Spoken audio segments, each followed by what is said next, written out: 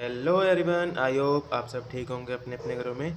Last class का हमारा topic था subordination interest to organisation interest. आज की क्लास का हमारा टॉपिक है remuneration of employ. See this principle is given by Henry fuel.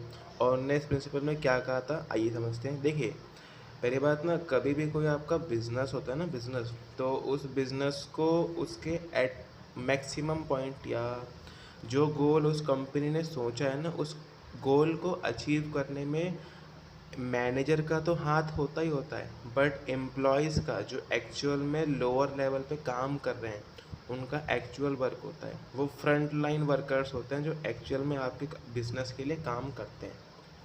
अब सी, आप ना जब आगे जाओगे तो आप एक टॉपिक या चैप्टर पढ़ोगे, उसका नाम है ह्यूमन रिसोर्स मैनेजमेंट। सी, पता है आपकी जो कंपनी में काम कर रहा है वो आपका जो एम्प्लॉय है ना, उसको मैनेज करना बहुत दिक्कत का काम होता है।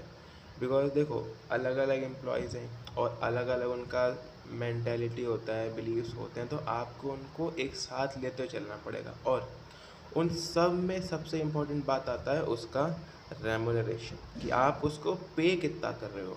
सी, अगर आप मान लो एम्प्लॉय को सही सा मान लो वर्किंग कंडीशन ना दो, मैं थोड़ा बहुत ऐसे मान के चलते हैं, मान लो सही सा आपने उसको बात नहीं करी, बट आप उसको सही से रेमुनरेशन दे रहे हो, एक अच्छा रेमुनरेशन दे रहे हो ना, तो आपका एम्प्लॉय खुश भी रहेगा आपके साथ। मतलब ज़रूरी थोड़ी ना कि हमेशा एम्प्लॉय को हमें, मतलब कई बार होता है ना कि हम उतने डिसेंट उसमें बात ना कर पाएँ, बट हम उसे पे अच्छा कर रहे हैं, तो एम्प्लॉय उससे भी खुश होता है और उसको एक मोटिवेशन मिलता है कि एटलीस्ट मैं जो काम कर रहा हूँ मुझे उसके पैसे तो अच्छे मिल रहे हैं ना।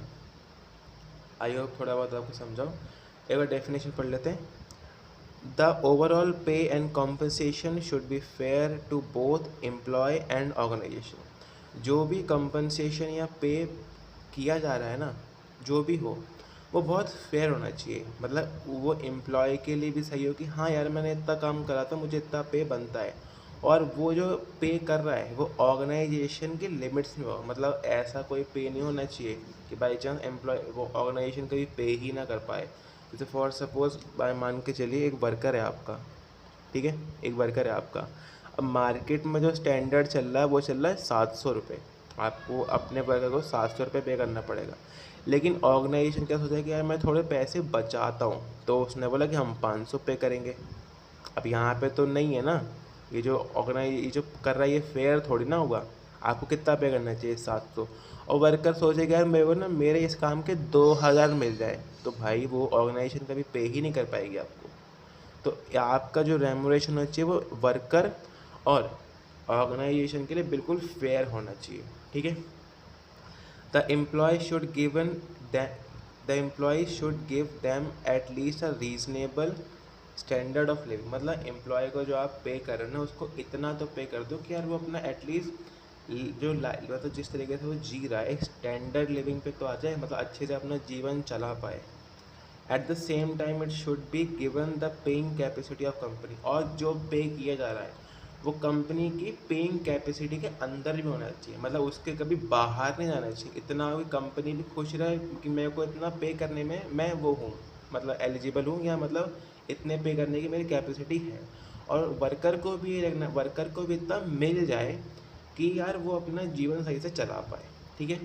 Organisation also pay just and equitable wage salary to इस एम्प्लॉय।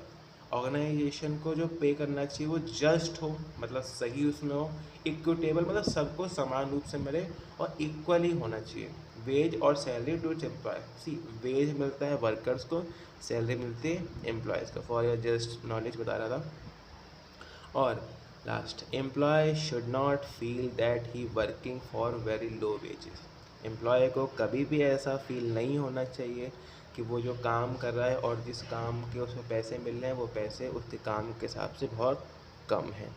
और जिस दिन ही उसके मन में फील आ जाएगा, हो सकता है उसकी प्रोडक्टिविटी गिर जाए या वो अच्छे से काम ना करे, और इन सब चीज़ों को फेस करते करते वो एक ना एक दिन आपका ऑर्गेनाइजेशन छोड़ दे।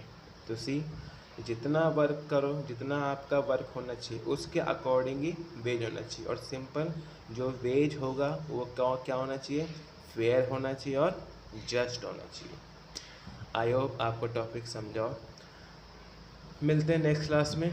अब तक के लिए इस टॉपिक को आप बुक से अच्छे से पढ़िएगा। बाकी तो ये भी बहुत सही उसमें था।